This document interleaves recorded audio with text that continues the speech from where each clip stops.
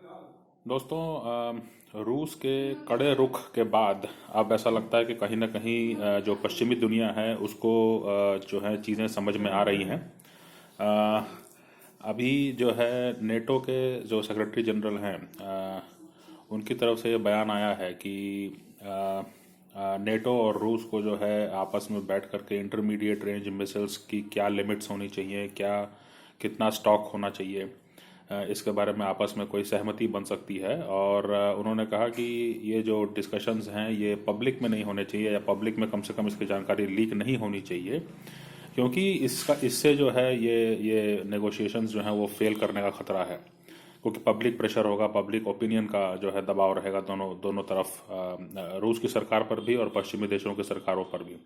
तो उनका कहना है कि अगर जो है बिहाइंड क्लोज डोर्स जो नेगोशिएशंस होते हैं, अगर उस तरह से जो है इंटरमीडिएट रेंज मिसाइल्स पर अगर किसी तरह की लिमिट्स जो हैं उनको डिस्कस किया जाए तो नेटो बिल्कुल उसके लिए तैयार है। और इससे ये समझ में आता है कि अब नेटो को समझ में आ रहा है कि रूस ने वाकई में कड़ा रुख कर लिया है और वो किसी भी तरह से पीछे हटने वाला नहीं है। और जो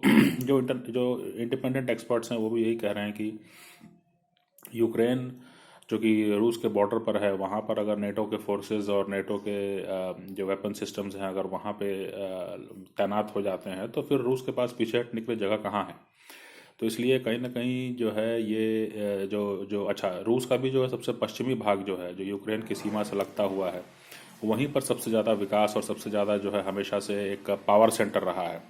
कल्चरल सेंटर, पावर सेंटर वहीं पर रहा है। तो इसलिए भी जो है एक सेंसिटिविटी थोड़ी ज़्यादा है पूरे रशियन पॉलिटिकल एलीट में, पूरे रशियन पॉलिटिकल क्लास में इसको लेकर के।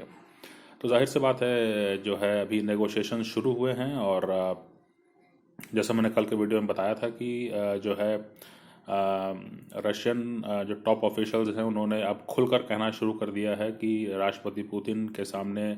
जो है वो मिलिट्री ऑप्शंस भी रखे जा रहे हैं और उस तरह के सुझाव भी उनके पास आ रहे हैं। ये भी कहा गया है कि अगर मैंने ये सवाल किसी रिपोर्टर ने पूछा था कि क्या क्यूबा और वेनेजुएला में भी जो है रशियन मिसाइल सिस्टम्स जो हैं वो तैनात किए जा सकते हैं। तो इसी top official, Russian top official ने कहा था कि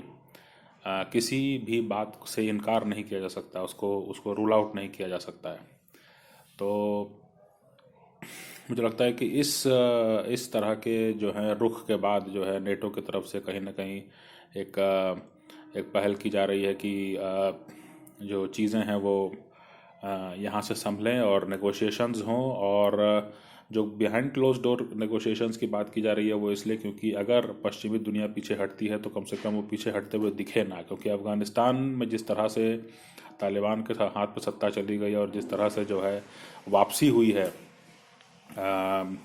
नेटो फोर्सेस की और अमेरिकन फोर्सेस की, उससे जो है क्रेडिबिलिटी पर बहुत ज़्यादा असर पड़ा है और अब उनको कोई गंभीरता से उतना लेता नहीं है।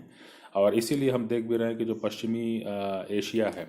वहाँ पर भी जो देश हैं वो अपने स्तर पर जो हैं अब अपनी नीतियाँ निर्धारित कर रहे हैं। जापान और ऑस्ट्रेलिया को भी देख लीजिए, वो भी आपस में कोई एक सिक्योरिटी अलायंस कर रहे हैं। साउथ कोरिया अपने हिसाब से जो है हाइपरसोनिक सिस्टम से लेकर के जो है फाइटर जेट्स बनाने की बात अब खुद ही कर रहा है। तो पश्चिमी एशिया में जो है इजराइल और यूएई जो है भारत के साथ मिल करके, ग्रीस के साथ मिल करके, ऐसे तमाम देशों के साथ मिल करके कोई ना कोई एक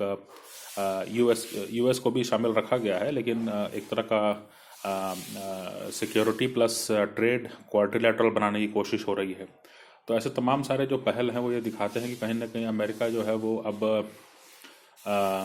उस तरह का सिक्योरिटी गारंटर नहीं रह गया है और इसलिए जो है अब लोग जो हैं वो अल्टरनेटिव देख रहे हैं।